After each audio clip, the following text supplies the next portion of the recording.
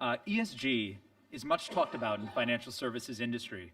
From rules and disclosure to guidelines and standards, it can be a daunting topic. Here to break it down for us is Garrett Jones at Delphi Group, a consulting firm in British Columbia, Canada. Thank you so much for participating at the summit, Garrett. Over to you. Well, first off, thank you so much for having me. I wish I could be there in New York at the UN headquarters with everyone in person. And what a fantastic morning it's been thus far, and what a great day, or pardon me, what a great agenda we have. So, again, my name is Garrett Jones. I'm the Director of Sustainable Finance with the Delphi Group. And prior to joining the Delphi Group, I spent 15 years in the finance sector. Garrett Jones, Director of Sustainable Finance with the Delphi Group. Prior to joining the Delphi Group, I spent 5 years in the credit union system, and I truly believe that credit unions are the original social financiers, as I'm sure all of you do.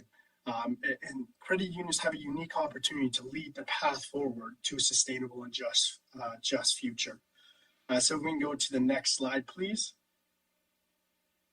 Now, over the next 15 minutes, we're going to define some common ESG terminology, take a quick traverse across the ESG disclosure landscape, so buckle up.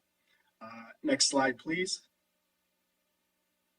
Now, for more than 3 decades, Delphi has been working with organizations across North America and the globe to create a better future. Now, our goal, or our why, is to achieve a sustainable, prosperous, and socially just future in a generation. And as I previously stated, I truly believe that credit unions need and will play a pivotal role in creating positive, long-term impact on the environment and our society. So let's dive into some of the key terminology we hear about all the time, and really what it means. Next slide, please. Now, more than ever, we hear these terms being used, and a lot of cases we use them interchangeably. Next slide, please. One of the original terms that kicked off modern sustainability, and as we know it, came out of the United Nations and a report that they authored in 1987. Now, this term was sustainable development, which means meeting the needs of the present without compromising the ability of future generations to meet their own needs. Some other key terms we hear all the time: triple bottom line. It's an accounting framework with 3 dimensions: social, environmental, and financial, are also commonly referred to as people, planet, and profit. Now, corporate responsibility really is an emphasis on ethics and governance practices that return value to the economy, the environment, and communities where we live and work. Now, social responsibility emphasizes social issues such as community investment, human rights, poverty issues. Corporate citizenship, well, the goal is to produce higher standards of living and quality of life for our communities that surround us, and still maintain profitability for stakeholders.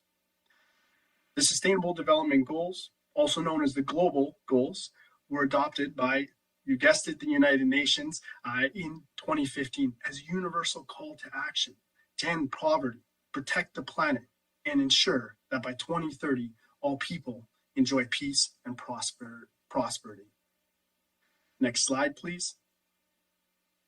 So let's jump into a couple of these key terms. Now, sustainability and ESG, we often use interchangeably. Sustainability, though, is really the global scientific principle of continuity over time. What actions do we take now that the world can thrive and businesses and communities can prosper? Now, for me, sustainability, it isn't a final state or a goal or some check mark. It's really the constant adaptation and reflection to the complex relationship between people, businesses, and the environment. Next slide, please. ESG, on the other hand, it comes from the investment world, and really to understand the impacts of financial factors non-financial factors on financial performance of a company. So sustainability and ESG are broad concepts. Companies, though, they must define what really matters most to them, or what's most material to their stakeholders based on their impact and influence. Next slide, please. So ESG for business and ESG have become drivers for business. Now, the adoption of more sustainable business practices and outlooks are being driven by a host of factors. Now, these factors include everything from public expectations, shareholder activism, supply chain demands, and regulatory requirements. Now, the bottom line is integrating sustainability practices, or ESG, isn't just good for the environment and society, it's really good for business. Next slide, please. We hear a lot about climate risk. Now, the E, or climate change, is garnering the most attention within the ESG, if you will, and partly for good reason. By almost all accounts, climate change is the biggest threat modern humans have ever faced. Next slide, please. So climate risk is really, from a financial perspective, materializes in two distinct categories: physical and transitional risks. Physical risk is just that, the financial implications of destruction or disruption due to weather-related events such as flooding, extreme temperature, forest fires, etc. Transition risk, on the other hand, is a significant policy, legal, technology, and market impacts from climate change. The SEC and CSA climate disclosure proposals are prime example of policy changes due to climate change. Next slide, please. So let's take a quick trip across the ESG disclosure universe. Next slide. Yeah. Why report? Well, there are a host of reasons, but really, from a regulatory perspective, you may be required to, but beyond that, it really communicates to stakeholders and shareholders you are actively identifying and mitigating material business risks. Next slide, please.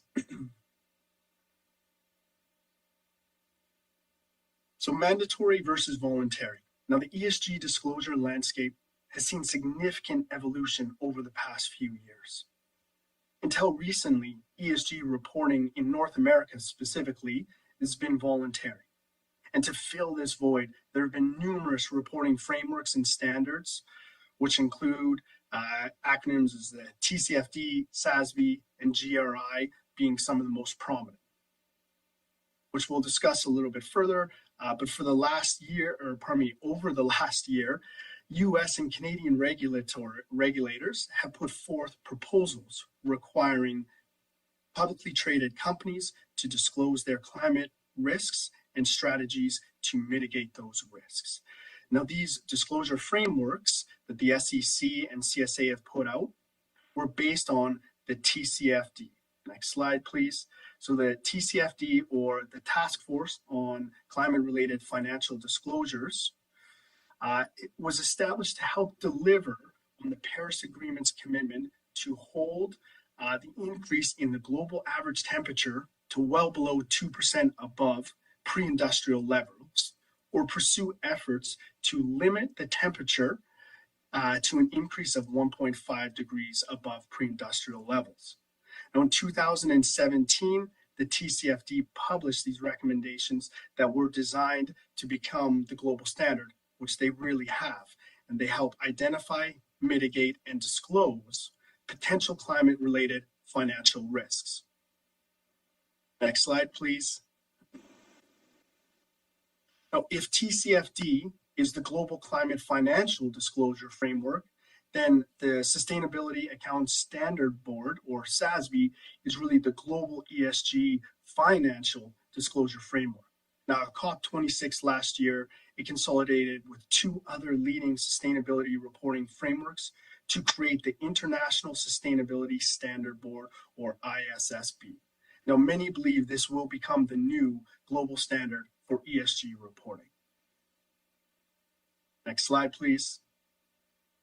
Now, the GRI, we couldn't talk about global reporting or global ESG reporting without talking about the Global Reporting Initiative. Now, It was the first global sustainability framework that came out in 2000.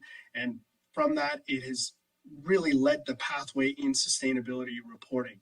Now, it focuses on reporting principles of stakeholder inclusiveness, sustainability contributions, completeness, and materiality.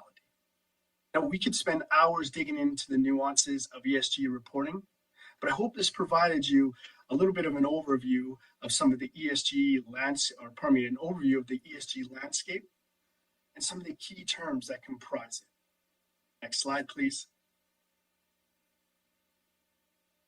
The transition to a low economy is going to take collaboration, innovation, and inspiration. And as I stated at the beginning, I truly believe, as I'm sure all of you do, that credit unions are uniquely positioned to lead the pathway forward to a sustainable and just future.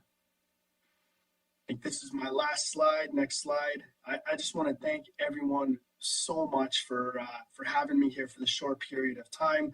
Again, I wish I could be there in New York with you. Looking forward to hopefully be there next year. Thank you so much to the UNFCU for hosting this amazing event and inviting me. Thank you so much, everyone. Enjoy the rest of the summit. Wow. Thank you so much. That was really great. You made everything very clear. And I think it really serves, I think, the entire breadth of maturity that is available at UIS and the network. That was really great to get that foundational language, no matter where you are in your sustainability journey. And thanks again for recentering us and providing us either a reminder, review of the language, or an introduction to some of these important terms. Really appreciate it. Thank you so much.